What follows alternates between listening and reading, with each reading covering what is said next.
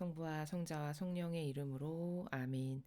예수님과 어머니 하나 되신 성심을 통해 신성하신 하느님 아버지의 피아세 나라, 아버지를 완전히 빼어닮은 작은 태양의 나라에서 천상의 아버지께서 사랑하시는 모든 거룩한 이들과 성인 성녀들과 유일한 대신이신 요셉 성인님과 또 사랑할 저희의 전부이신 완덕이신 어머니와 그리고 가브리엘 미카엘 라파엘 대천사님과 좌품 주품 천사님들과 구품 천사님들, 그리고 저희들에게 사랑으로 파견해 주신 모든 수호 천사님들, 연옥영혼 낙태영혼 나라를 위해서 희생하다 돌아가신 모든 의인들과 그리고 이 지상에 아버지께 속한 소수의 모든 선의 세력의 남은 자녀들, 그리고 천상천하의 피아새 질서로 늘 가지런하게 아버지와 하나 되어 일시되어 살아가고 있는 만물들, 이들 모두와 함께 아버지께 감사와 찬미와 영광과 음순과 존경과 사랑을 드립니다.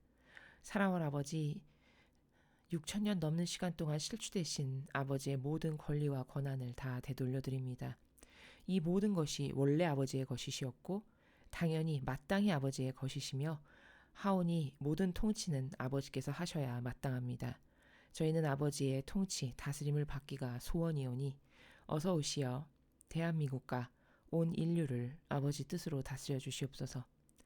사랑할 어머니, 피앗을 완성하신 어머니시여, 사랑의 바다, 피앗의 바다, 은총의 바다, 빛의 바다, 진리의 바다, 그리고 우주의 바다를 저희 영혼들에게 축복하여 주셔서 예수님과 성모님께서 저희 안에서 살아가시는데 부족함이 없는 영혼들이 될 수 있도록 축복하여 주시옵소서. 이 모든 기도 우리 주 예수 그리스도의 이름으로 기도드리나이다. 아멘. 성부와 성자와 성령의 이름으로 아멘. 안녕하십니까. 하늘밑 성교회 피아수녀입니다. 오늘은 굉장히 오랜만에 오하이오주에 있는 마라나타 성지에서 제 수요일날 예수님께서 메시지를 주셨습니다. 어떤 내용일지 여러분들과 함께 오늘 메시지를 학습하면서 이 사순 시기를 오늘 예수님께서 주신 메시지에 근거해서 또 새롭게 각오를 다지면서 열심히 보람차게 잘 보내야 되겠다.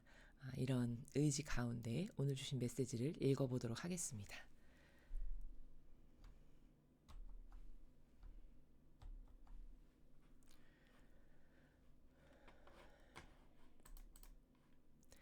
(2026년 2월 18일) 제 수요일, 예수님께서 성심을 드러내시고 이곳에 오시어 말씀하십니다. 나는 사람이 된 너희 예수다. 너희는 매 현 순간 안에는 선과 악의 차이가 있다는 사실을 깨달아야만 한다. 너희는 반드시 무엇이 선이고 무엇이 악인지를 분간하는 법을 배워야 한다. 그래서 너희가 지혜로워지고 또 사탄이 악용할 수 있는 문제되는 부분이 남아있지 않도록 너희 성격의 모든 면이 단정해져야 한다. 그러니 내 자녀들아, 부디 이 사실에 주목하고 사탄이 어떤 상황도 끝내는 방법을 깨닫지 못하게 하여라. 사탄은 선의 옷을 입고 나타나기를 좋아한다는 사실을 명심하여라. 나는 내 신성한 사랑의 축복을 너희에게 내린다. 주님의 말씀이십니다. 사랑할 예수님, 감사합니다. 별로 길지 않은 간단한 내용이었습니다. 그러나 오늘 이 메시지에서 배워야 할 것들은 굉장히 많은데요. 하나하나 차근차근히 살펴보도록 하겠습니다. 먼저 이제 첫 번째 문장에 예수님께서 이제 인사를 하신 다음에 너희는 매 현 순간 안에는 선과 악의 차이가 있다는 사실을 깨달아야만 한다. 그러니까 오늘 이 전체 메시지를 요약 정리해서 한 문장으로 이야기해봐라. 그러면 우리는 선과 악을 똑바로 분별해서 올바르게 선에게는 협력하고 악에게는 그것을 거부할 줄 아는 그런 영혼이 되길 바란다. 이런 말씀이시죠. 그렇죠? 예. 요약하면 굉장히 간단한데 그러면 어떻게 선과 악을 구별할 수 있는가를 알아야 내가 이건 악이구나. 악하군 하나 되지 말아야 돼. 이건 선이구나. 여긴 열렬히 협력하고 동조하고 하나 돼야지. 이렇게 결정을 할 수가 있잖아요. 그러니까 너희가 선과 악을 분별할 줄 아는 영혼이 되라.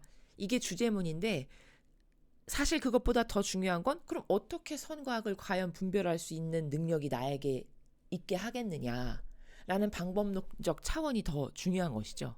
그래야 우리가 실천할 수 있게 되니까요. 예, 이제 그것에 포커스를 맞춰서 말씀을 드리겠습니다. 지금 첫 문장을 보면 매 현순간 안에는 선과 악의 차이가 있다는 사실을 깨달아야만 한다.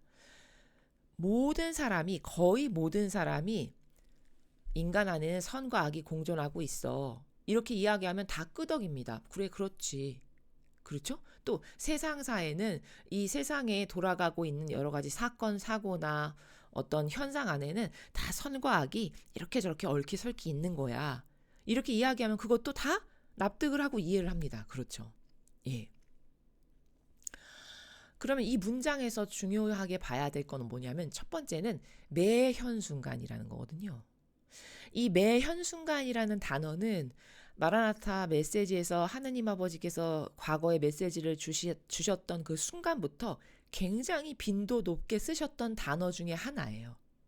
과거에 아버지께서 친히 말씀을 주실 때도 너는 매 현순간 나와 함께 일치해야 하고 기타 등등 이렇게 매 현순간이라는 단어를 자주 쓰셨거든요. 그러면 도대체 매 현순간이라는 거는 뭘까? 우리가 그냥 직관론적으로 생각하면 1분 1초도 놓치지 말고 매 현순간 막 집중을 해가지고 하나님을 의식하라는 말인가? 이렇게 생각하기가 쉽죠. 그렇죠? 물론 그렇게 하면 더할 나위 없이 좋죠. 근데 아시다시피 우리는 지금 우리의 영적인 환경이나 수준이라는 것이 그렇게 1분 1초도 놓치지 않고 하느님과 함께 살아가기에는 너무나도 부족한 여건인 게 왜냐하면 지금까지 우리가 함몰되고 어떤 애착과 집착을 가지고 살았던 건 하나님과 함께 살았다기보다는 여태까지 자아에게 파묻혀가지고 그 자아 안에서 살았던 게 더 친숙하고 더 익숙하고 거기서 1분 1초도 놓치지 않고 살아가는 건 쉽단 말이죠. 시키지 않아도 잘할 수 있을 만큼. 그렇죠? 그럼 그렇게 살았던 사람을 완전히 정반대인 나라에 가서 이 나라에서 거기서 1분 1초도 놓치지 않고 자아를 경배하고 흠숭하고 찬양했던 것을 이제 하느님과 함께 살아가는 것으로 바꿔라. 그럼 그게 순식간에 되느냐? 어렵다는 거죠. 쉽지가 않다는 거죠. 불가능하다는 말이 아니라. 그렇죠. 그러면 모든 것을 배우는 것에는 여러분 단계가 필요하죠. 예, 모든 것에는 내가 스킬이 붙어서 완전히 나의 것이 되기 전까지는 어떤 단계들이 필요합니다. 그 과정을 거쳐야만 내가 그걸 자유자재로 할 수 있는 수준에 도달하게 되는 것이죠. 하다못해 세상적인 것도 그 예전에 김연아 선수인가? 그분이 그 점프 하나를 마스터하는데 한 종류를 15,000번을 뛰어야 몸에 익숙하게 된다라고 인터뷰를 한 걸 제가 본 적이 있어요. 말이 15,000번이지 그 한 개의 동작을 내 몸이 완전히 익숙해서 내 것이 되게 하기 위해서 15,000번의 엉덩방아를 포함한 모든 부상을 감수하고 그걸 반복한다. 그 결단코 쉬운 일이 아니죠. 그렇죠? 자연법에 있는 것도 내 몸에 익숙하게 하기 위해선 이런 노력이 필요한 게 지극히 당연한 거죠. 영적인 것도 똑같습니다. 아니 오히려 자연법 안에서의 내 몸에 익숙하게 하는 것은 오히려 더 쉬울 수 있어요. 그건 그냥 아무 생각 없이 그냥 몸을 계속 움직이기만 하면 되는 거니까 같은 루틴 하에서. 근데 지금 우리가 논하는 세계는 이거는 순전히 정신세계를 논하는 거죠. 그렇죠? 근데 정신세계를 바꾼다? 이것은 몸은 그냥 생각은 없어도 반복적으로 움직이면 되는 것이지만 오히려 정신세계는 이 정신세계에 가지 못하게 방해하는 요소가 보이지도 않는 곳에서 무수히 많이 나를 유혹하고 끌어당깁니다. 그렇죠?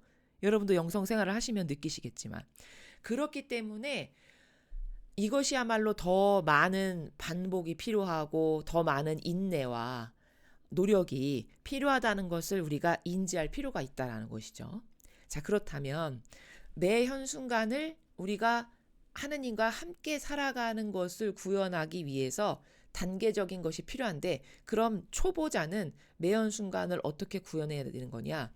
여기서 말씀하시는 매 현순간은 생각의 교차점들을 말하는 거거든요. 그럼 이게 무슨 말이냐? 더 쉽게 표현하면 예를 들어 제가 과거에도 말씀을 드렸었지만 내가 지금부터 감자를 깐다. 그러면 감자를 까기 시작할 때부터 그 일을 끝마칠 때까지 그 텀이 있죠. 그 텀을 예수님이나 성모님과 함께 하는 거예요. 근데 그걸 1분 1초도 놓치지 않고 하기에는 나의 집중력이 인성에 갇혀있는 나의 부족함이 한계를 느끼고 그렇게 하기가 어려우니까 대신 어떻게 하느냐. 감자 까기 시작할 때 예수님과 성모님 제 안에서 육은 제가 까지만 두 분이 제 영혼 안에서 저와 함께 해주세요. 이렇게 시작할 때 기도를 하고 시작하죠. 그럼 내가 1분 1초도 놓치지 않고 하지 않아도 이미 내가 그걸 요청해서 말씀을 드렸기 때문에 하나님은 자유의지를 존중하시기 때문에 스타트할 때 그 기도를 하고 하면 끝날 때까지는 같이 계시는, 이게 영적으로 구현이 돼요. 그럼 이렇게 텀별로, 제가 이걸 생각의 교차점이라고 이야기한 거거든요. 이렇게 텀별로 시작할 때마다 아버지를 의식하면은 하루 24시간 중에 많은 부분을 함께 생활할 수 있죠. 예. 요렇게 시작을 하는 겁니다. 근데 이제 이게 스킬이 붙으면 나중에는 어떻게 되냐면 의도적으로 그렇게 기도를 하고서 어떤 행위를 하지 않더라도 마치 어떤 것과 비슷하냐면요. 마음 안에 누구를 내가 사랑하는 사람이 있으면요. 그냥 항상 이렇게 마음 안에 그를 의식하는 게 자연스럽죠. 그렇죠? 예. 예를 들어 내가 뭐 사랑하는 가족이 있어. 근데 내가 해외에 동떨어져서 나만 혼자 유학 생활을 해. 그러면 내가 다른 것들을 손으로나 동작으로는 열심히 하지만 마음 한켠에는 항상 그 가족을 품고 의식하면서 하는 것이 좀 동반되기가 쉽죠. 예. 나중에는 이제 스킬이 붙으면 하나님을 의식하는 것도 이런 식으로 순차적으로 발전이 됩니다. 근데 이제 그것이 되기 전까지는 그렇게 어떤 일의 텀별로 시작할 때마다 아버지를 초대하고 예수님과 성모님을 초대해서 하면 그 텀의 시작부터 마침까지는 같이 해주시는, 요게 이제 영성의 시작 단계에서 구체적이고 사실적으로 해볼 수 있는 노력들이다라는 겁니다. 그래서 여기에서의 매 현순간은 그런 어떤 생각의 교차점들을 말씀하시는 거다. 그러나 그 교차점의 텀이 처음에는 이렇게 길지만 그게 스킬이 붙고 정말 진정성의 나라에서 사랑하는 마음이 커지면 마치 연인을 혹은 사랑하는 가족을 내가 굳이 기도하려고 떠올리지 않아도 늘 마음 안에 함께 있듯이 그렇게 함께 살아가시는 것이 이제 점점 가능해지고 그 텀이 짧아지는 요 발전 단계로 간다라는 것이죠. 그런 차원에서 매 현순간을 이해하시면 됩니다. 자, 이제 그렇게 일상의 모든 순간 안에 어떤 인간의 사고방식과 정신과 마음 안에 세상에 있는 모든 현상 안에 그 모든 것들에는 선과 악의 차이가 있다는 사실을 우리가 잘 인지해야 된다, 이렇게 말씀을 하시죠. 그래서 두 번째 문장은 너희는 반드시 무엇이 선이고 무엇이 악인지 분간하는 법을 배워야 한다. 그렇죠. 자, 그럼 여러분 누구나 선과 악이 공존한다는 것도 알고 선과 악을 분별하는 게 중요하다는 것도 압니다. 요 정도까지는 다 알아요. 그렇죠. 그렇다면은 여기서 이제 중요한 테마는 그렇다면 내가 선과 악을 어떻게 해야 잘 구분할 수 있는가라는 겁니다. 제가 서두에 말씀드렸다시피 자, 그럼 그 방법을 이야기해보죠. 첫째, 대전제는 선과 악을 내가 잘 구분하기 위해서는 여러분 인간이 생각해보죠. 우리가 선과 악을 진리에 근거해서 한치의 오차 없이 똑바로 분별할 수 있는 능력이 있나요, 인간에게? 인간에게는 그런 능력이 존재할 수 없어요. 왜냐? 이미 원죄를 가지고 태어났고 악으로 점철된 세상에 찌들어서 게다가 자아를 왕처럼 떠받들면서 사는 것이 아예 이골이 난 상태죠. 골수 깊이 뼛속 깊이 그게 익숙한 상태란 말이죠. 그럼 그런 사람이 애써 뭐를 구분을 하고 분별을 할 때 진리를 애써 끌어다가 생각은 해볼 수 있지만 그 매 순간마다 명확하게 올바른 분별을 해서 내가 결정을 할 수 있냐? 그것은 굉장히 오류가 많이 끼어들 수밖에 없다는 것이죠. 그러니까 인간이 뭘 할 수 있는 건 없는 거예요. 이래서. 그렇다면 나는 선과 악을 내가 혼자 할 수 없는데 어떻게 구별을 해? 내 마음 안에 하느님 아버지를 모시고 함께 살면 가능하겠죠.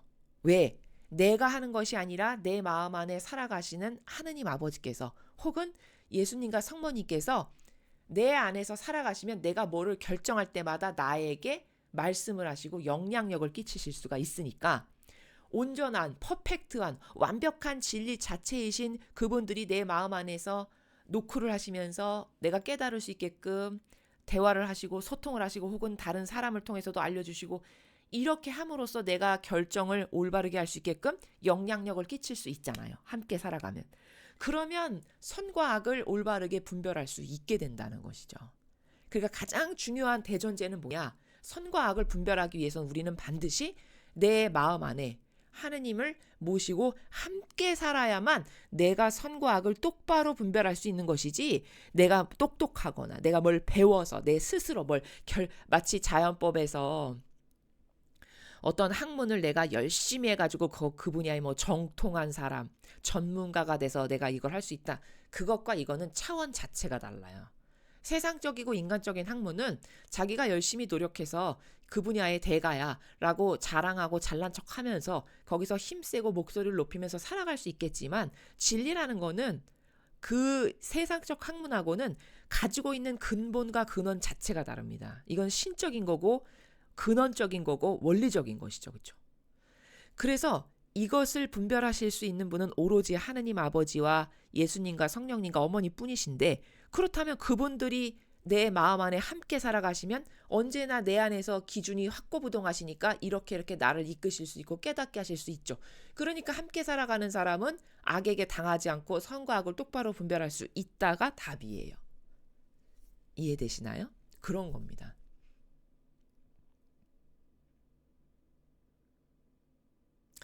자, 그럼 이제 이게 대전제인데, 선과 악을 분별하는 방법은 첫째, 대전제가 뭐다? 내가 마음 안에 하느님을 모시고 함께 살아가면 내 마음 안에 살아가시는 아버지께서 내가 결정을 할 때마다 나에게 영향력을 끼치실 수 있으니까 내가 그분과 소통이 되고 그분의 말씀을 알아듣는 그런 관계성이, 올바른 영성관계가 형성된다면 나는 악을 선택하지 않고 늘 선을 선택할 수 있게 되는 것이다 라는 겁니다. 자, 그런데 문제는 반드시 무엇이 선이고 악인지 분간하는 법을 여기 배워야 된다고 하셨어요. 자, 그러면 하느님을 모시고 살아야만 가능하다는 대전제까지는 알겠어. 근데 거기서 조금 더 안으로 들어가서, 그럼 지금 제가 말한 건 원리고, 그러면 그것보다 하위 단계인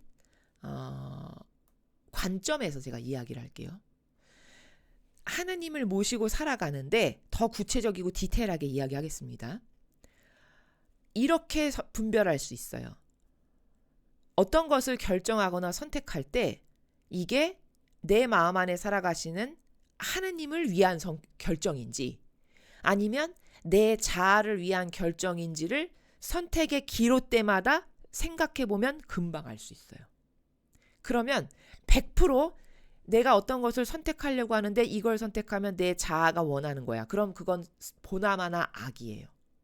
자아가 좋아지기 위해서 선택하는 것이다. 그러면 그것을 선택하는 것은 악에게 속아서 선택하는 길로 내가 지금 가고 있는 거예요.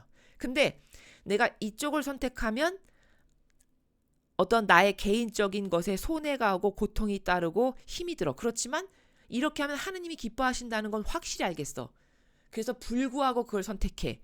그러면 이게 하느님을 위한 선택인 것이고 그건 올바르게 선택한 거고 내가 선을 선택하는 거다.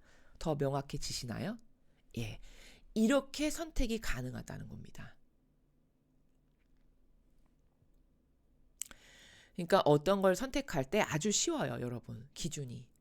이걸 선택하면 내 자아가 좋아지는 것인지 하느님이 기뻐하실 것인지 이것만 생각해보면 금방 알 수 있습니다. 그러면 이걸 선택하면 내가 이득 보는 거고 자아가 좋아지는 것이다. 그러면 그걸 선택하면 안 돼요. 그건 볼 것도 없이 악이 좋아지는 것을 여러분이 충동질당해서 선택하는 겁니다. 그러나 이쪽 거를 선택하면 당장 어떤 인간적 계산을 했을 때 손해가 오고 인간적 계산을 했을 때 껄끄럽고 고통스럽고 힘들고 희생을 해야 돼. 그렇지만 누가 생각해봐도 이렇게 선택을 하면 하느님은 굉장히 기뻐하시다. 그러면 그걸 선택하는 것이 여러분이 선을 선택하는 것이고 선과 악을 똑바로 분별해서 올바르게 선택하는 것이 되는 것이라는 거죠. 이해되시죠? 예, 아주 쉬운 겁니다. 선과 악을 분별한다는 건 첫째, 하느님을 모시고 살면 된다. 더 구체적으로 이야기하면 둘째, 내 마음 안에 가시는 하느님께서 내가 이걸 선택하면 기뻐하실까? 기뻐하시겠어. 그럼 그걸 선택하면 그게 선을 선택하는 거예요. 그러나 내가 좋아지고 내 자아가 좋아지는 것을 자꾸 선택해. 그러면 나는 지금 악에게 활용당하고 있고 악을 위한 것을 나는 계속 선택하는구나. 이렇게 생각하면 볼 것도 없이 쉽다는 겁니다. 자, 이게 여러분 구체적 예로 여러분이 확실하게 인메모리가 되게 하기 위해서 제가 성경에서 예를 들게요. 그럼 성경에도 이게 나와야 되겠죠. 우리가 지금 이야기하는 이 솔루션이 맞다면 성경에 이게 반드시 나와야 되잖아요. 왜냐하면 우리는 우리 뜻으로 뭘 말하는 게 아니라 항상 성경에 근거해서 답을 찾는 게 이게 올바른 거니까 성경에 나옵니다. 어디 나오냐? 자, 여러분 다윗을 보세요. 다윗은 하나님께서 굉장히 사랑하는 아들이었어요. 그래서 눈에 넣어도 아프지 않은 내 아들 다윗, 이 정도로 사랑하셨습니다. 자, 그런데 다윗이 뭘 선택할 때를 보면은 예를 들면 다윗이 이제 그 사울 왕이 자기를 시기 질투해서 끊임없이 못 살게 굴고 괴롭히죠. 성경에 보면. 네. 그래서 다윗을 죽이려는 시도를 사울 왕이 여러 번 하잖아요. 그런데 마침내 다윗이 사울 왕이 어떤 동굴에서 이렇게 칼을 옆에 놓고 잠들 때가 있었죠. 병사들도 저렇게 졸고. 다윗이 자기의 부하들을 시켜서 그 사울 왕을 끝낼 수 있는 그 아주 시기적절한 순간을 하느님 아버지께서 다윗 앞에 딱 이렇게 펼쳐놓으세요. 성경에 나와 있죠, 그렇죠? 근데 그때 다윗이 어떤 선택을 하나요? 다윗이 분명히 자기를 그렇게 괴롭혔고 끊임없이 죽이지 못해서 안달난 그 사울 왕을 얼마든지 죽일 수 있는 기회가 왔는데도 불구하고 살려두고 옷자락 끝에 천만 이렇게 살짝 베어내서 그걸 들고 나옵니다. 그리고는 저기 멀리서 그 동굴을 향해서 사울 왕에게 저는 당신을 죽일 수 있었지만 당신이 하느님으로부터 기름 부음 받은 자이기 때문에 당신을 죽이는 일을 하지 않고 이렇게 끝에 천만 살짝 잘라가지고 나왔는데 왜 나는 당신을 존중하는데 당신은 나를 이렇게 계속 괴롭히느냐, 뭐 이런 말을 하는 부분이 나오잖아요. 그렇죠. 자, 여러분 보세요. 그때 그 선택의 기로에 있을 때 다윗이 얼마든지 사울 왕을 죽일 수도 있었는데도 불구하고 죽이지 않고 돌아섰어요. 그러면 그 결정적 순간에 다윗은 하나님을 위한 것을 한 거예요? 자기 자아를 위한 걸 한 거예요? 그렇죠. 자기 자아를 위해서 하는 거라면 사사로운 감정이 발동해서 사울 왕을 얼마든지 죽여버릴 수도 있었겠지만 하느님이 이걸 반기시지 않아. 그리고 이 사람은 아무리 지금 나에게 이렇게 나쁘게 굴고 못되게 굴어도 하느님이 친히 기름 부으신 왕이야. 그러니까 내 손으로 이 사람의 목숨을 끝내는 것은 이건 옳지가 않아. 이렇게 해서 하느님을 위한 것을 선택하죠. 바로 이렇게 하느님과 함께 살아가면 그 영혼의 마음 안에서 다윗의 마음 안에서 아버지의 영이 같이 살아가시니까 그가 양심의 가책을 느끼게 하고, 그렇죠. 그리고 올바른 것을 선택할 수 있게끔 이끄시죠. 바로 이렇게 된다는 겁니다.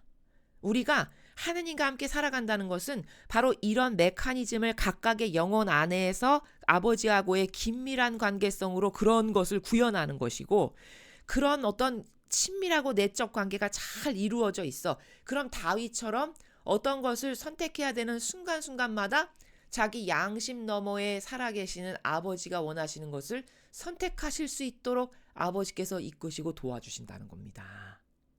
이러면 악에게 넘어가지 않고 늘 선을, 하느님이 기뻐하시는 것만을 선택할 수가 있게 된다는 것이죠. 성경에 나오지 않습니까? 그렇죠? 바로 그것을 오늘 우리가 지금 예수님께서 첫 번째 문장, 두 번째 문장, 반드시 무엇이 선이고 악인지를 분간하는 법을 배워야 한다는 것의 좋은 샘플이 바로 그런 케이스와 같은 거예요. 이해되실까요? 네. 그래서 우리가 이렇게 하느님을 모시고 자꾸 살아가잖아요. 그러면 영혼이 변화를 맞이하게 되는데 어떤 변화를 맞이하게 되냐면요. 지금 우리의 감각, 우리에게 오감을 주셨잖아요. 하느님 아버지께서. 그 창조 때 아름다운 오감을 주셨는데 인간의 오감이라는 것은 지금 다 병들어 있는 상태거든요. 어떻게 병들어 있냐? 다 자기가 좋아지는 거, 나에게 이득되는 거, 혹은 내 기호와 정서와 경향을 맞추는 데만 오감을 써요. 온통. 이게 다 찌들고 병든 거거든요. 근데 그 아버지를 마음 안에 모시고 자꾸 살아가잖아요. 그럼 이 병든 오감이 정형으로 돌아갑니다. 그럼 정형으로 돌아간다는 건 무슨 말이냐? 창조 때에 나에게 심어놓으셨던 오감의 본 모습으로 돌아가게 된다는 거예요. 이해되시죠? 그러면 그렇게 내가 창조 때 아버지께서 나를 아름답게 매력적으로 빚으셨던 그 정형으로 오감이 돌아가게 되죠. 그러면 다 보여요. 그건 내가 잘나서 똑똑해서 대단해서 보는 게 아니라 내가 마음 안에 하느님을 모시고 함께 살아가기 때문에 내 영안을 열어주셔서 내 안에서 함께 살아가시는 아버지의 영께서 옳고 그름을 똑바로 볼 수 있게끔 나를 이끌어주시고 영을 열어주시기 때문이에요. 이해되시나요? 그러니까 그런 상황이, 그런 영혼은 어떤 사람을 봐도 그 사람 안에 악도 보이고 선도 보이고요. 어떤 이런 사회적인 현상 같은 걸 보면 우리가 가끔 이렇게 분석하잖아요. 이런 사회적 현상은 하느님의 진리에 근거해서 이렇게 잘못됐고, 이것은 지금 이렇게 아버지의 진리에 근거하면 이건 옳은 것이고, 우리가 이런 가끔 분석도 하죠. 그런 것도 굉장히 명쾌하고 디테일하게 잘 보입니다. 분석이 잘 된다는 거죠. 그건 왜냐하면 이제 내가 병들고 찌든 오감이 아니라 완벽한 창조 때 본 모습의 정형으로 되돌려졌기 때문인 거죠. 그래서 그 오감이 온통 하느님 아버지께만 반향하는 오감으로 다 되돌려지게 돼요. 그리고 이렇게 감각이 올바르고 건강한 오감으로 돌아가게 되죠. 그럼 그런 사람은 매 현순간 하느님과 직통으로 연결되는 연결선이 연결된 것과도 같은 상황이에요. 그러니까 다윗과 같은 일이 일어나는 거예요. 뭘 선택할 때마다. 그것은 다윗이 특별하게 잘나고 똑똑하고 대단해서가 아니고 다윗이 받은 은총이 그 영혼이 하느님을 진정성 있게 경외하고 사랑을 하고 존중을 하다 보니까 그 마음이 올바르고 이쁘죠. 의지가 바르잖아요.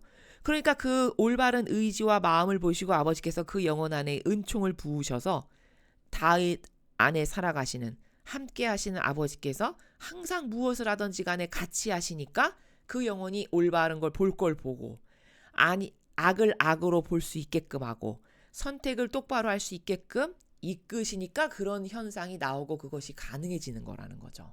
우리도 그런 식으로 다 되돌려져야만 오늘 예수님께서 말씀하시는 선과 악을 똑바로 분간할 수 있게끔 된다라는 겁니다. 이해계시죠? 그리고 또 하나 제가 이건 아주 작은 힌트인데 여러분에게 팁을 하나 드리면 그 초심자는 하느님을 모시고 살아야 된다는 건 알겠는데 느껴지지도 않고 만져지지도 않고 대화도 안 통하는데 너무 답답해요. 이럴 수 있어요. 물론 처음에는 그럴 수 있거든요. 근데 그것은 어떤 상태인 거냐면 영적으로 여러분 제가 지금 여기 강의하는 되게 쬐끄만 방이 있는데 이 방이 완전히 창문 하나 없고 깜깜한 밀봉을 다 해놓은 데라고 생각해보죠. 근데 거기 바늘처럼 가는 구멍이 하나 딱 뚫려가지고 거기서 빗살이 하나 싹 들어와요. 그러면 저는 그 빗살 하나일 때는 너무 답답하겠죠. 그 빗살 한 가닥에 의존해서 막 사물을 분별도 해야 되고 이렇게 뭐 보기도 해야 되고 하니까. 근데 제가 그 바늘 구멍이 하나만 뚫어져 있던 것을 노력을 해가지고 바늘구멍을 하나를 더 뚫고 또 뚫고 그래가지고 바늘구멍이 처음에 하나였는데 2개가 되고 3개가 되고 바늘구멍이 5개가 되고 10개가 되고 이렇게 자꾸 돼요. 그러면 빛이 점점 많이 들어오니까 저는 분별을 확 잘할 수 있게 되고 볼 걸 보고 아닌 걸 아니 이렇게 깨닫게 될 수 있죠. 그러나 제가 그 빗살이 많아질 때까지는 시간도 걸리고 과정이 필요하죠. 마치 그것과 같아요. 어떤 영안이 열리고 분별이 잘 되기까지는 처음에 가느다란 빗살 한 가닥에 의존해야 했던 나의 영적 상태가 그 빗살의 가닥이 늘어나기까지의 일련의 어떤 과정, 이 과정 안에는 노력도 필요하고 인내도 필요하고 내 인간적인 것도 버려야 하고 기타 등등의 이런 과정이 있겠죠. 그런 과정을 통해서 처음엔 빗살이 한 가닥이었는데 2가닥, 3가닥, 10가닥, 20가닥이 되면 점점 잘 보이고 점점 환해지는 이런 과정이 필요하다는 거죠. 우리에게도 영적 상태가.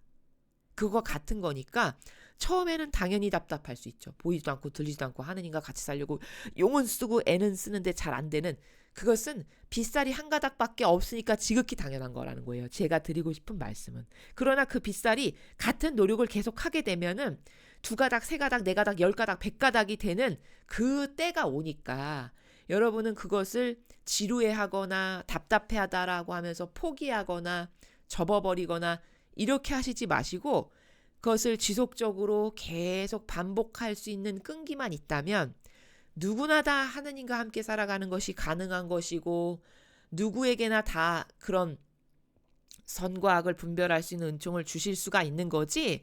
자칫 잘못하면 우리가 거짓교회에서 살았을 때 어떤 오해와 부작용이 보통의 사람들에게 있냐면 그건 특별한 사람만 하는 거. 그거는 마치 무슨 수도자나 엄청 높은 명함과 직함을 가진 주교나 교황이나 추기교 이런 사람들만 하는 그런 거라고 본인이 마음의 문을 이렇게 그냥 내려놔가지고 노력조차 하지 않는 그런 분들이 혹여라도 계실까봐 그런 오해를 제가 과거에 많이 봤거든요. 절대 그런 거 아닙니다, 여러분.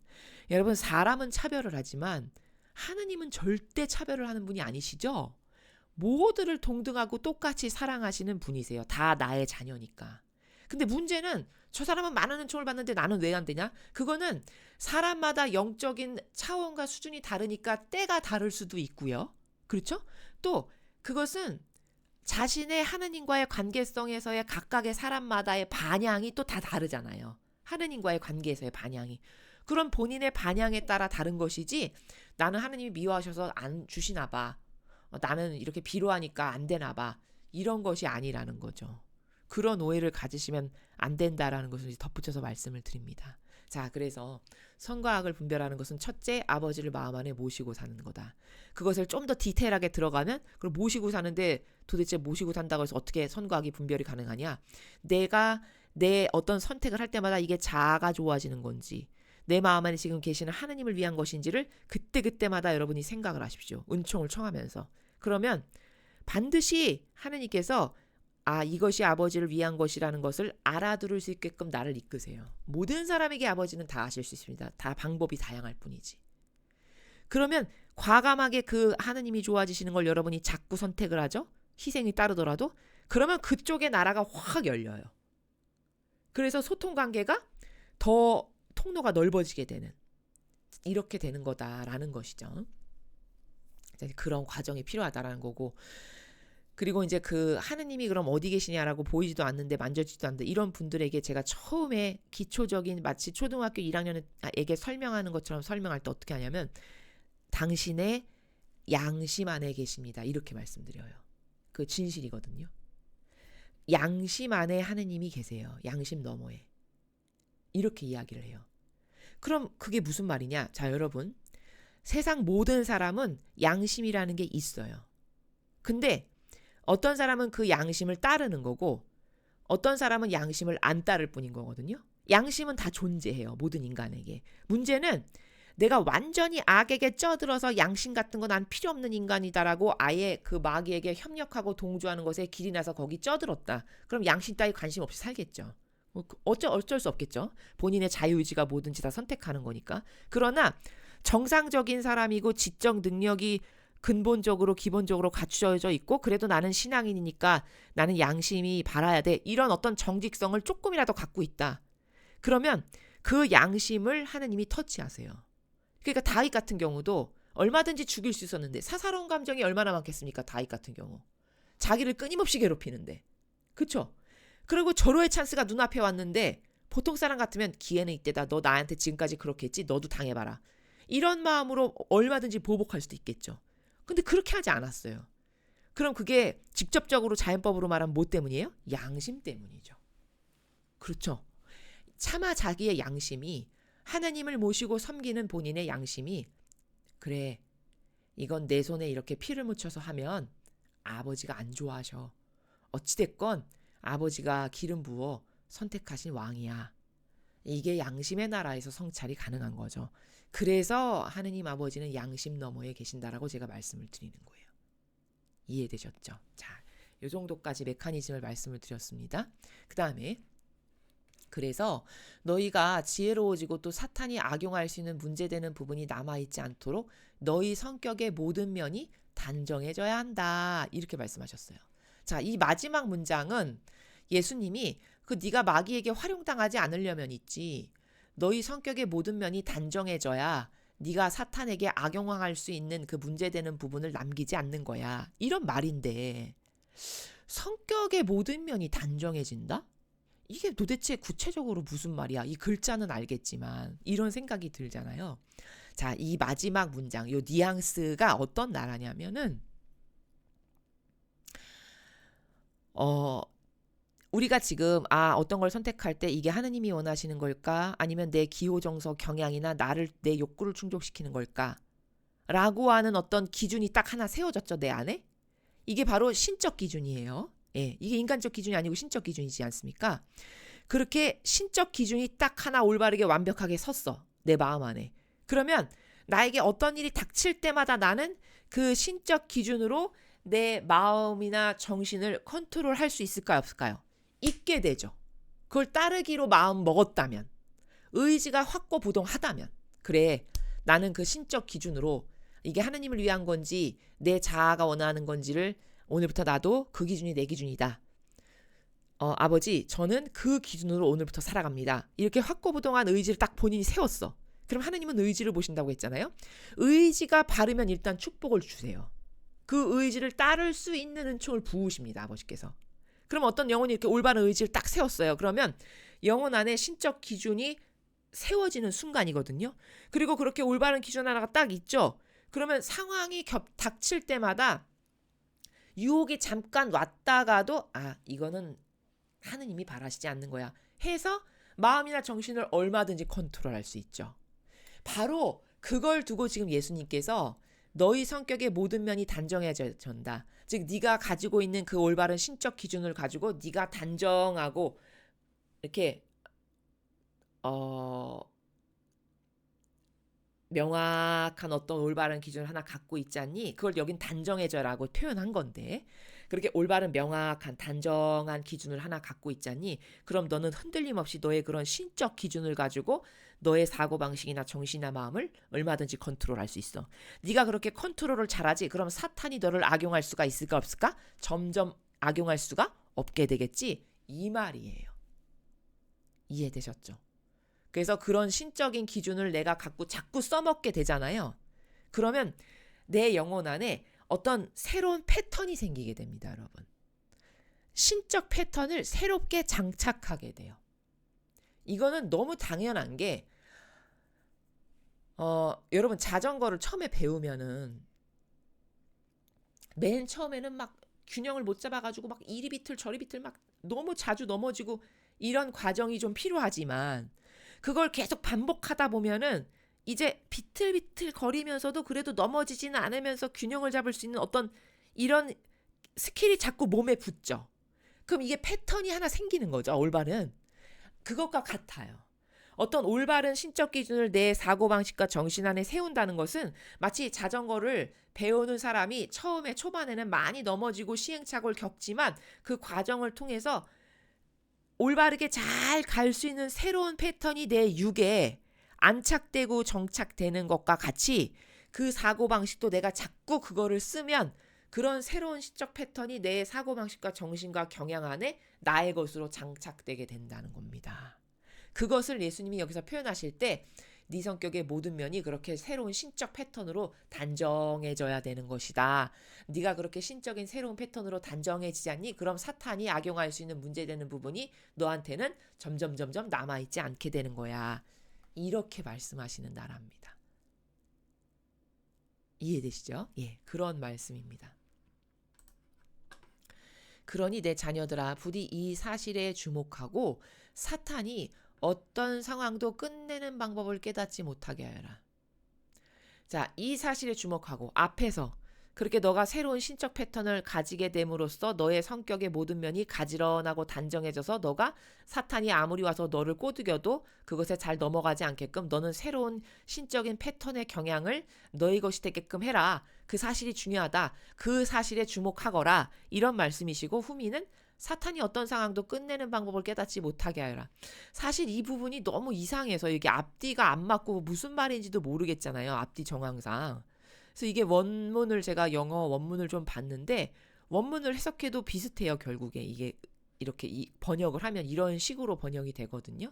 그러니까 이거는 좀 이분이 이제 미국 분이시다 보니까 아마 이 한국말로 번역하는 그 이 사이에서 조금 약간 자연스럽지 못한 부분이 있지 않았나 이렇게 생각이 되는데, 불구하고 앞뒤 전후로 보면은 이 후미의 말씀은 어떤 나라냐면, 사탄이 더 이상 너한테 끼어들지 못하게 해라. 네가 그런 어떤 선과 악을 올바르게 분별해서 결정하는 데 있어서 사탄이 너한테 끼어들어가지고 왈가왈부하지 못하게끔 이렇게 해라. 근데 그것을 왈가왈부하지 못하게끔 하려면 앞에서 가르쳐준 방법, 앞에 우리가 배웠잖아요. 내가 새로운 신적인 진리에 근거한 패턴과 경향을 나의 것이 되게 한다. 그게 나의 정신적 지주요, 근본이요, 근간이 되게 한다. 그럼 그것만을 가지고 자꾸 결정을 하다 보면 그게 나의 새로운 신적 경향이 돼서 패턴을 지니게 돼서 그것 아닌 것에는 내가 동요되거나 악용당하지 않게끔 이 방법을 네가 자꾸 써. 그래서 사탄이 더 이상 너한테 끼어들지 못하게 해라. 이런 맥락으로 이해가 됩니다. 사탄은 선의 옷을 입고 나타나길 좋아한다는 사실을 명심해라. 이 마지막 문장 굉장히 중요하죠. 여러분, 사탄이 인간을 꼬드겨서 패망을 시키려면 인간보다 IQ가 낮을까요? 그래가지고는 어떻게 꼬드기겠습니까? 어떻게 속여요? 불가능하죠. 그러니까 인간이 잘 속아 넘어갈 수 있는 게 뭔가를 사탄이 인간보다 더 잘 압니다, 사실. 그렇겠죠. 왜냐하면 그래야 꼬드겨서 속일 수 있으니까. 근데 인간의 가장 취약점이 뭘까요? 눈에 보이는 것에 맹종한다예요. 보여지는 것에 맹종하고 맹신하고, 보여지는 것, 형상적인 것에 의해서 사고 판단 다 하고 그것에 의해서 뭐든지 결정한다예요. 그걸 사탄이 잘 알겠죠. 그러니까 그럴듯해 보이는 것으로 치장하고 그럴듯해 보이는 것으로 맨날 인간에게 다가가. 왜? 그럴 때 가장 잘 속을 걸 아니까. 그렇겠죠? 그러니까 그걸 악용하니까 선의 옷을 입고 나타난다는 거예요. 사실은 막인데. 왜? 겉에 보이는 것을 보고 판단하는 게 인간의 약점이니까. 그렇겠죠. 그러니까 종교가 여기 활용당하기가 가장 쉽죠. 왜? 가장 착해 보이잖아요, 종교가. 남들이 가장 속기가 쉽죠. 왜? 저건 선한 거야. 저건 좋은 거야. 저건 착한 거야. 저건 희생하는 사람들이야. 이렇게 보라고 아예 수십 년, 수백 년, 수천 년 동안 그런 어떤 명제를 아예 인류에게 이렇게 박아놨잖아요. 그러니까 그 명제로 우리를 봐주세요 라고 수십 수백 년 동안 박아놨기 때문에 모든 사람이 그 명제로 본단 말이에요. 새로운 관점은 없어. 그 명제가 그냥 답이야. 원래 그랬었던 거니까. 그러니까 그 명제를 가지고 보니까 그 안에서 사탄이 기승하기도 쉽고, 그걸로 인간을 속여 먹이기는 얼마나 쉽겠습니까? 그렇죠.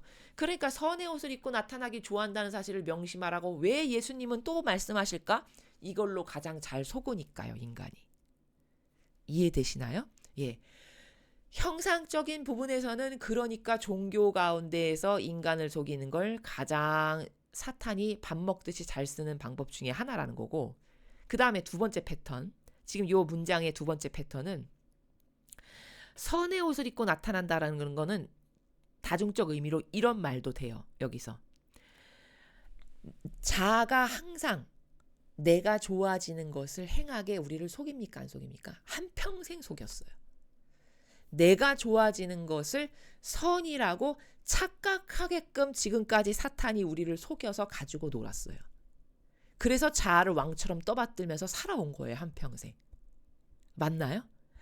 내가 좋아지는 거, 내가 원하는 거, 내 기호, 정소, 경향을 충족시키는 게 선이야, 좋은 거야 라고 생각하게끔 끊임없이 사탄이 우리 안에서 그렇게 역사를 해왔다는 거예요. 그러니까 자아는 항상 뭘 따르죠? 내가 원하는 거, 내가 좋아지는 거. 그것을 행하는 게 곧 선이야.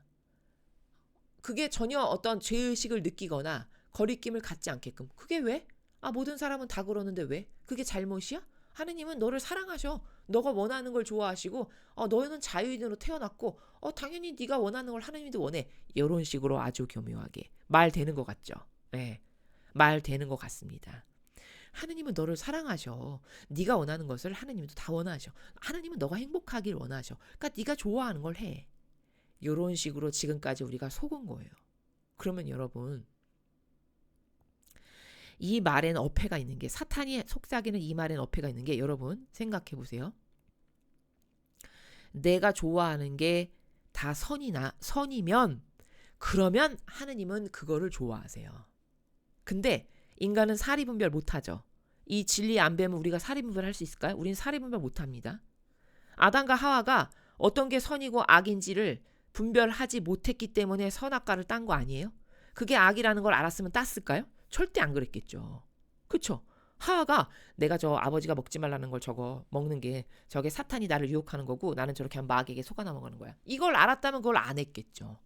몰랐으니까 한 거지 않습니까? 그쵸? 그렇게 사리분별이 없다고요, 인간은. 그 기준이 없죠, 그쵸? 기준은 항상 자기야. 진리가 아니고 항상 자기입니다, 인간은. 그러니까 그 자기가 기준이니까 얼마나 속아 넘어가기가 쉽겠습니까? 내가 원하는 건 다 할 텐데. 그렇죠? 사탄은 정확하게 그걸 알아요. 인간이 그런 약점을 가지고 있고 어떤 것에 취약한지를. 그러니까 계속 와서 자아를 충동질하는 거거든요. 너 요걸 해. 아, 너 이거 원하잖아. 네가 원하는 것을 하느님은 사랑이신데 하느님도 원하셔. 이렇게 속삭입니다. 그러면 이런 분별의 기준 없는 사람은 그걸 분별해서 이건 아니야, 마귀의 속삭임이야, 알 수 있을까요? 알 수 없죠. 어떻게 알겠습니까? 그거를 기준이 없는데. 그쵸? 그러면 내가 좋아지는 걸 하느님도 좋아하셔. 이 말은 어폐가 굉장히 심한 게 뭐냐면, 자, 예를 들어서 초등학교 1학년이에요, 제가. 근데 내가 좋아하는 걸 내 부모님도 좋아해, 원해. 내가 행복한 걸 우리 부모님도 원해. 맞는 말이죠, 원리에서는. 그러나 관점과 개념으로 내려가면 그건 100% 맞는 말이 아니에요. 예를 들어 내가 원하는 거가 63빌딩 고층에서 뛰어내리는 거야. 왜? 재밌어 보여. 심심하니까. 뭐 이런 이유로 예를 들어서. 근데 63빌딩에서 뛰어내리면 난 죽죠. 근데 내가 그걸 아냐? 인식체계 안에 몰라요. 무지해서. 기준 없어서. 그냥 나는 오감을 만족시키고 내가 스릴 넘치고 이런 게 재밌으니까 난 뛰어내리는 게 좋아서 뛰어내리려고 해. 그런데 그 뛰어내리려고 할 때 부모가 야, 네가 원하는 걸 나도 원해. 너가 행복해지는 걸 나도 원해. 그래서 방관하고 가만히 놔두면 그게 사랑입니까? 그거는 사랑이 아니죠. 왜? 가만 놔두면 자식이 죽을 텐데. 그렇죠?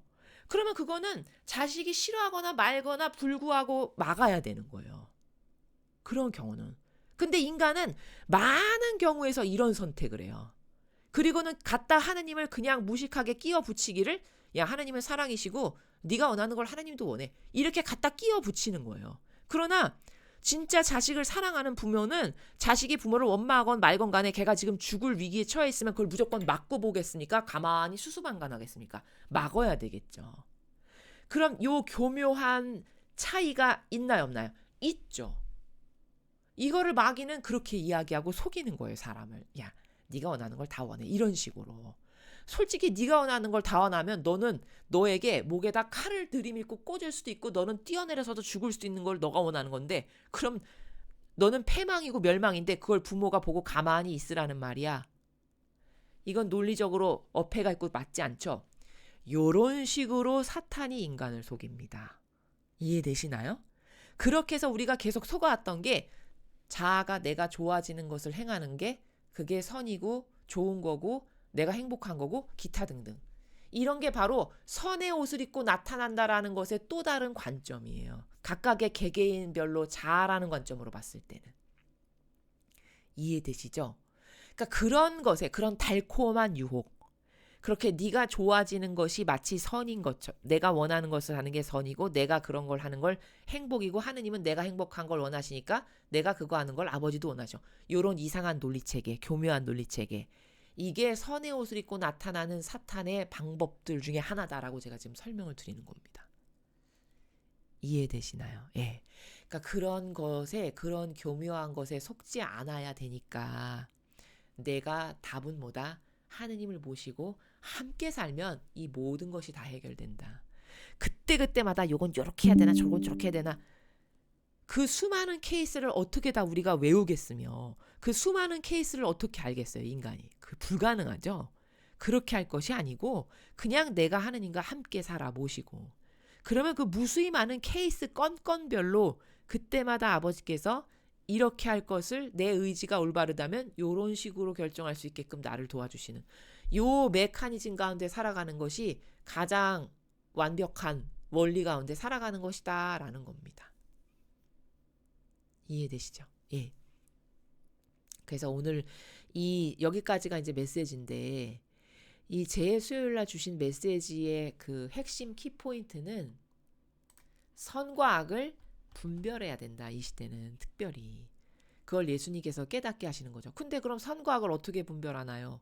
내가 일일이 다 선과 악을 공부하고 학습해야 하나요? 그건 불가능하다는 거죠. 그 무수히 많은 케이스 중에. 그리고 똑바로 알 수도 없습니다. 우리는 자아의 종으로 살아가는, 아직도 자아에게 지배받으면서 살아가는 올바른 기준이 명확하게 있지 않은 존재이기 때문에 내가 뭘 한다는 것 자체가 말이 안 돼요. 그 인간적인 것이. 그건 다 악이기 때문에. 그럼 어떻게 가능하냐? 내가 하느님을 모시고 마음 안에 모시고 함께 살아가면 그분이 내 마음 안에서 나를 이끄시고 결정하실 수 있게끔 내어드리는, 이게 가장 완벽한 거고, 그걸 좀 더 구체적으로 이야기한다면 어떤 것을 선택할 때마다, 어떤 것을 내가 결정해야 되는 순간이 올 때마다 이게 과연 내 기호정서 경향에 자아를 만족시키는 건지 하느님이 원하시는 것을 하는 건지를 조금만 생각해 보면, 아, 이게 하느님이 기뻐하시는 거야 라고 해서 올바른 결정을 누구든지 할 수 있는 것이다. 요렇게 그때그때마다 결정을 함으로써 그 새로운 길이 나의 정신 안에 나게 해야 된다라는 것이죠. 자, 그래서 이렇게 하느님과 함께 살아가는 방법을 조금 더 구체적으로 말씀드리면, 그러면 하느님이 마음 안에 계셔도 나를 컨트롤하실 수가 없고 나랑 함께 살아가실 수가 만약에 없는 안타까운 처지다. 그럼 그건 왜 그런가? 내가 내 뜻을 포기해야 되는데, 즉 내 자아를 안 쓰겠습니다. 저는 지금까지 수십 년을 자아의 종으로 살았는데 이제 저는 그 자아를 안 씁니다. 이건 다 버립니다. 저는 영혼의 주인으로 살아가며 아버지가 원하시는 것이 제가 원하는 거고 하느님께서 기뻐하시고 하느님을 위한 것을 따르겠습니다. 라고 여러분이 선언적으로 마음의 의지를 그렇게 올바르게 가지면, 하느님은 의지를 보시고 개입하시기 때문에 그 의지가 순수성이 있고 전혀 요만큼도 다른 나쁜 의지가 없다면 그 의지를 보시고 여러분에게 개입하시고 그때부터 영혼을 다스리실 수가 있다는 거예요. 그러니까 첫째 선행돼야 되는 건 뭐다? 내 뜻을 내가 포기할 올바른 그 각오와 의지가 돼 있는가? 진짜 내 뜻을 포기하고 싶은가? 스스로에게 자문해 보시면 된다는 거죠. 진짜 내 뜻이 하나도 나에게, 하느님께, 내 주변 사람들에게 좋은 건 하나도 없고 온통 악영향만 끼치는 거더라. 이걸 정확하게 깨닫고 발견한 사람은 그 내 뜻을 빨리 포기할 겁니다. 그리고 그 뜻을 포기하면 포기할수록 하느님은 개입하시기가 더 쉬워요. 왜? 거칠 것이 없으니까. 오세요 했는데 시커먼 걸로 다 가려놨어 이렇게. 그럼 어떻게 오세요? 이 시커먼 것으로 겹겹이 켜를 쌓아가지고 다 막아놓고 하느님 오세요 제발 오세요 이렇게 한다는 건 이거는 코미디죠. 그럼 이렇게 겹겹이 다 막아놓은 게 뭐죠? 이게 내 뜻이라는 거예요. 내 뜻, 내 기호, 정서, 경향, 내 사욕, 욕망, 욕구 뭐 이런 거. 이걸 다 치워야 하나님이 진짜 오셔서 내 안에 영혼의 주인으로 살아가시죠. 그러니까 내가 선행해야 되는 건 내 뜻을, 내 의지가 진짜 올바르게 확실히 완벽하게 내 뜻을 버립니다. 저는 자아를 다 포기하고 버립니다. 이 각오가 되어 있고 그걸 진짜 기쁨으로 하고 싶은가 자문해 보셔야 되고, 그걸 진짜 그렇게 내 뜻을 기쁨으로 포기하고 버린다면 그때부터 진짜 하느님이 여러분 안에서 역사하기 시작하십니다. 다스리시기 시작해요. 여러분은 그리고 아버지가 다스리신다는 것을 아무리 둔한 사람도 다 느낄 수 있게 해주세요. 그 각각의 개인마다 느낄 수 있는 방법이 다른 거기 때문에 그 사람이 느낄 수 있는 방법으로 접근하셔서 이루신다는 거죠. 이해되시죠? 그래서 그렇게 내 뜻을 버리고 아버지 오늘부터 제 영혼을 제발 다스려 주십시오. 저는 하느님과 함께 살아가는 게 제 영혼에게도 가장 큰 유익이고 복된 길이고 아버지도 기뻐하시는 일이라는 걸 이제 진정으로 깨달았습니다. 제 영혼을 오셔서 다스려 주십시오. 이러면 이제 그때부터 시작되는 겁니다. 하느님과의 새로운 관계성이. 이해되시죠? 네. 보통 이런 오해가 있으세요. 저는 하느님 다스려 주셨으면 좋겠고, 예수님 오셔서 제발 저한테 좀, 저도 다스려 주세요. 저를 이끌어 주세요. 이렇게 맨날 기도해요. 이렇게 말씀하세요. 근데 이렇게 가만히 보면은 내가 내 기호, 정서, 경향을 바꾸지 않고 기도만 그렇게 해요.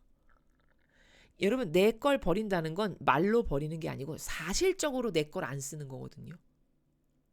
그렇게 사실적으로 내 것을 안 쓰려면 거기 희생도 따르고 고통도 따르고 이런 기타 등등이 동반이 되거든요. 그게 정상이에요. 그렇게 내 것을 사실적으로 안 쓰는 가운데 아버지 오셔서 제발 저를 다스려 주십시오. 아버지 뜻이 정말 저에게 가장 유익이고 옳다는 것을 제가 진짜로 알았습니다. 이렇게 그 사실적으로 버리는 가운데 오세요 하는 것과 사실 많은 사람은 여전히 내 자아를 왕처럼 떠받들고 살면서 입으로만 오세요 오셔서 저를 다스려 주십시오 이렇게 한다는 거예요. 그러면 오실 수가 없어요. 그건 하느님이 안 오시는 게 아니라 내가 오시지 말라고 가로막는 격이에요. 그게 그 천상의 책에서는 어떻게 묘사하냐면 이런 케이스를 예수님이 이렇게 비유를 드세요.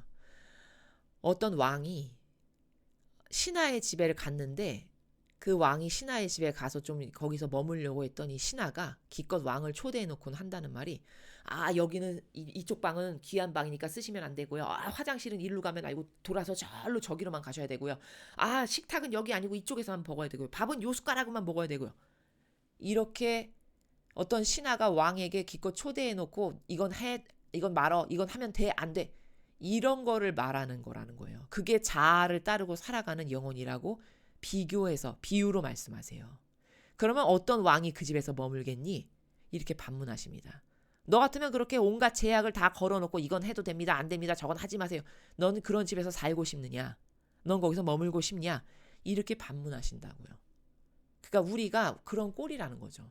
자아를 가지고 살아가는 것이 아버지께 아버지 이건 안 되고요. 저건 제 맘대로 이렇게 했으면 좋겠고요. 이건 이렇게 됐으면 좋겠고요. 이렇게 오히려 하느님께서 어이 나한테 와서 좀 맞추세요. 나는 이게 좋고요. 이건 싫고요. 이건 이렇게 됐으면 좋겠고요. 제 기호와 정서대로 맞춰주셔야죠. 이렇게 요구하고 강요하는 꼴입니다. 그런 걸 누가 맞추겠습니까? 여러분 생각해 보십시오. 여러분 같으시면 그걸 맞추고 싶으십니까? 그렇죠.